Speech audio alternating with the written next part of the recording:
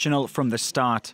US President Donald Trump's stance on Pyongyang has been in stark contrast with previous administrations.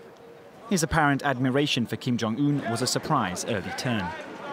He's dealing with obviously very tough people, in particular the generals and others. So obviously he's a pretty smart cookie. But as Pyongyang pursued long-range missile testing, Trump's attitude changed radically. The United States has great strength and patience.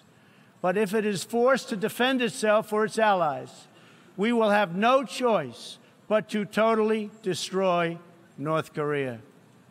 Rocket Man is on a suicide mission for himself and for his regime. The following months saw a war of words, at times aggressive, at times bizarre.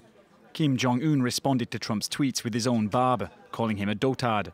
The US president shot back, insinuating that the North Korean leader was short and fat. In January this year, he boasted to the world that his nuclear button was bigger and more powerful than Kim Jong-un's. But despite the verbal tit-for-tat, Trump's administration also began to take a more conciliatory approach. A key factor was South Korean President Moon Jae-in, elected to office last year.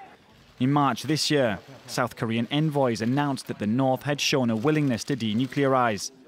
Hours later, Trump confirmed the news on his favorite platform, Twitter, adding that a meeting was in the works.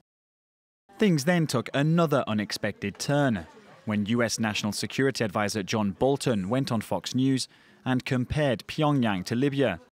An awkward message. Libya gave up its nuclear program in return for concessions, but Libyan dictator Colonel Gaddafi was eventually killed. The North Koreans reacted furiously, threatening to cancel the summit.